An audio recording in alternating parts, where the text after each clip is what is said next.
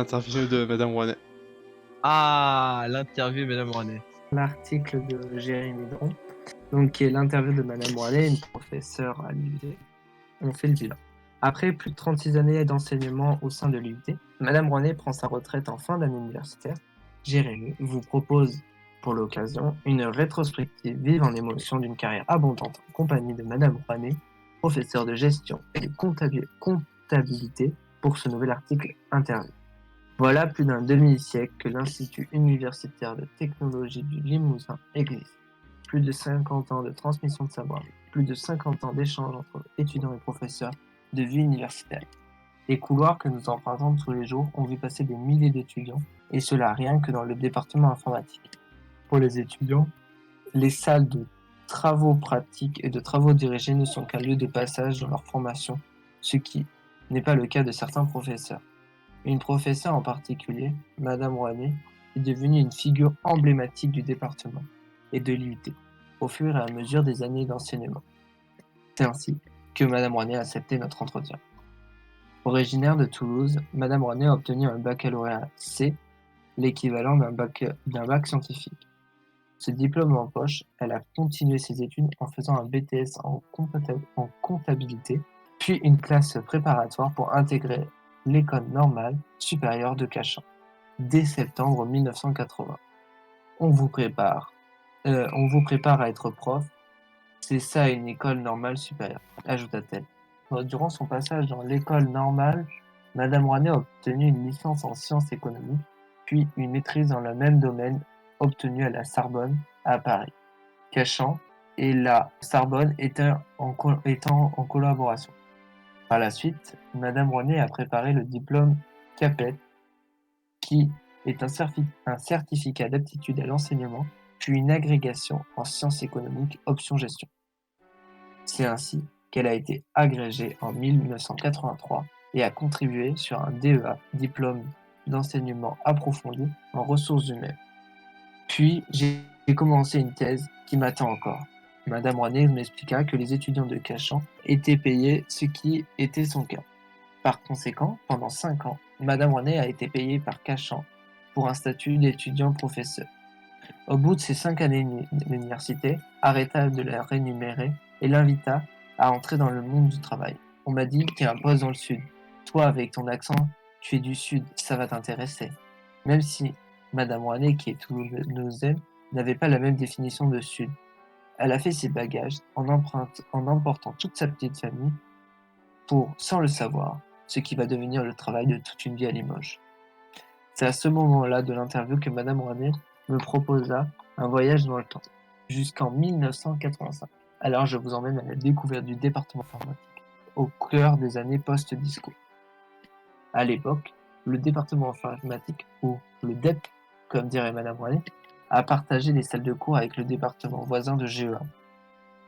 Car le département informatique fraîchement créé ne comptait pas plus de 50 étudiants en première année et une vingtaine pour les secondes années, pour sa première promotion. J'ai eu toutes les promotions de DUT, de la première à la dernière, puisque nous passons au but maintenant. Progressivement, la capacité du département augmentait. Une promotion a même eu 3 groupes de TD en deuxième année. Si l'effectif d'étudiants arrivant au département augmentait, le nombre de filles diminuait très fortement, passant d'un petit équilibre à une grande minorité. Est-ce que les mecs sont trop geeks et font fuir les filles? Je ne sais pas, ironisa-t-elle. Pour continuer dans les changements notables, Madame Rouanet souligna l'évolution technologique. Vous partirez au courant si on vous montrait les machines sur lesquelles on travaillait avec les promos dans les années 80. On avait un HP 3000, donc on voit en photo. C'était une bécane enfermée dans une toute petite pièce.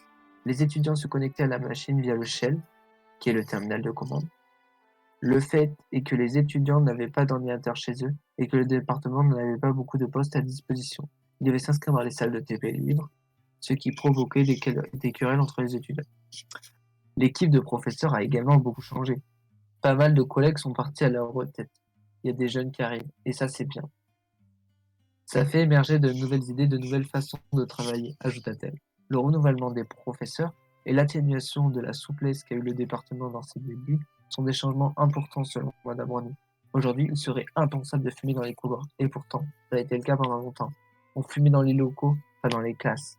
Quand Madame Rouanet est devenue chef du département, elle a commencé à interdire de fumer à l'intérieur. Il est évident qu'avec une telle carrière au département informatique, Madame Rouanet a vécu des moments marquants, mémorables.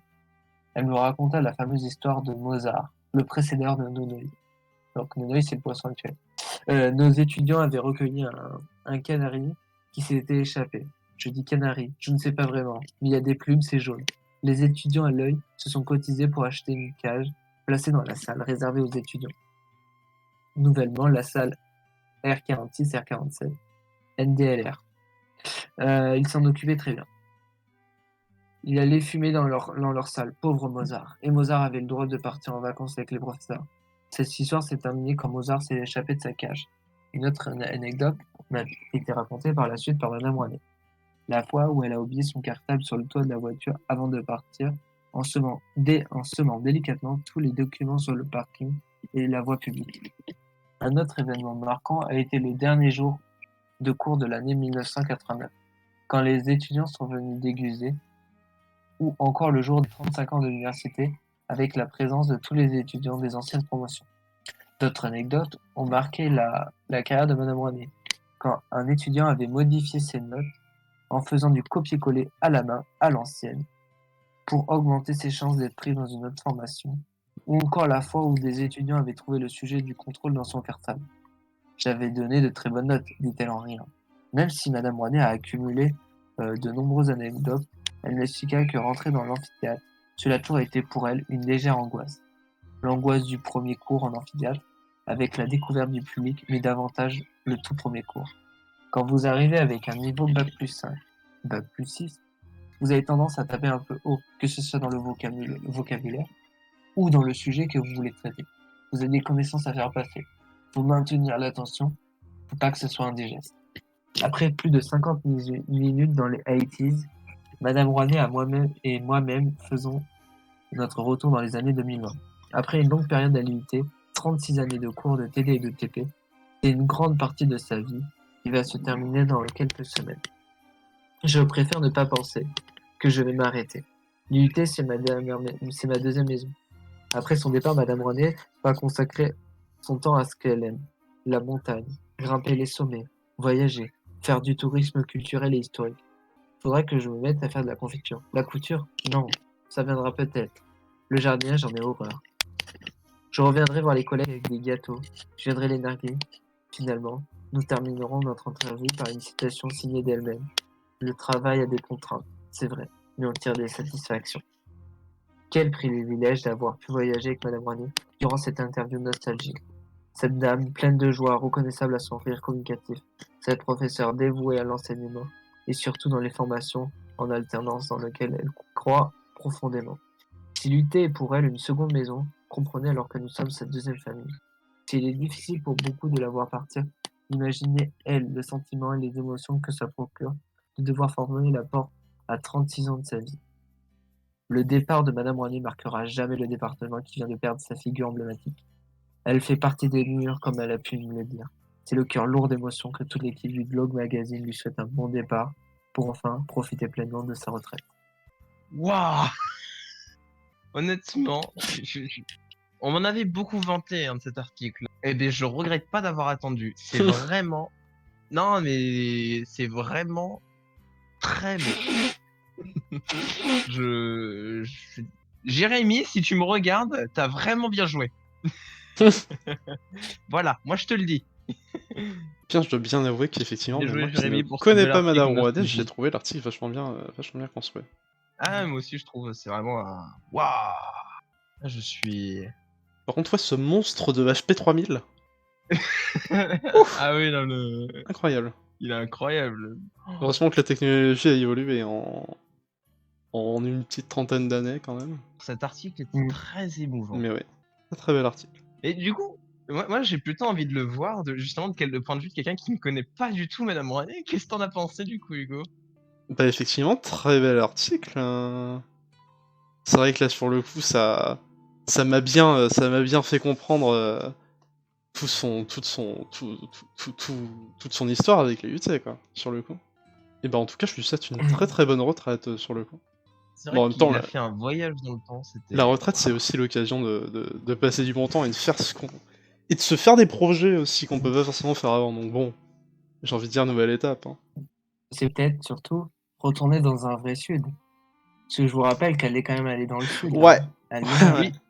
Le sud à l'image, ouais. C'est. Ouais, bien sûr, le sud Limougeot. On est bien dans le sud là. Hein. J'ai envie de dire, techniquement, on est dans la moitié sud de la France, quoi. Ah. Oui, oui, c'est pas faux. Mais ouais. Ah mais oui, c'est vrai Mais que du oui, coup, hein. il est possibilité qu'elle retourne sur Toulouse. Un bon retour dans le Grand Sud, ça lui fera peut-être du bien, effectivement. Voilà. Non, mais on a vraiment eu un voyage complet. Bah, il y a eu des petites anecdotes, etc. Bon. Et c'est vrai que j'avais oublié, genre, finalement, le fait de fumer dans les locaux il y a quelques années, ça paraissait absolument banal, quoi. C'est alors que de nos jours, ça paraît impensable, quoi. C'est pareil, il y a une époque où c'était autorisé de fumer dans les trains, dans les avions. En fait, le truc, en fait, le problème de cet article, on va dire, enfin, je dis pas que c'est un vrai problème, c'est que vu que t'as tout dit, tu peux juste être posé et faire. Waouh! C'est ça. Voilà. Bon résumé de l'article. Non, vraiment, Bon, moi, vraiment, j'aurais je bien dirais voulu être au bravo. contrôle où ils ont eu les sujets. Bon, on terminera En du coup. tout cas, lui c'est vrai que moi, souhaitant, du même coup, si une finalement excellente je suis assez détaché de l'article, j'ai trouvé quand même ça vachement intéressant et vachement agréable à lire. Ah Je me bah, suis senti impliqué c'est dedans. vraiment. Se sentir impliqué dans un truc dans lequel on a absolument rien à voir, c'est quand même assez bien. Donc très bon article, je dirais. Je suis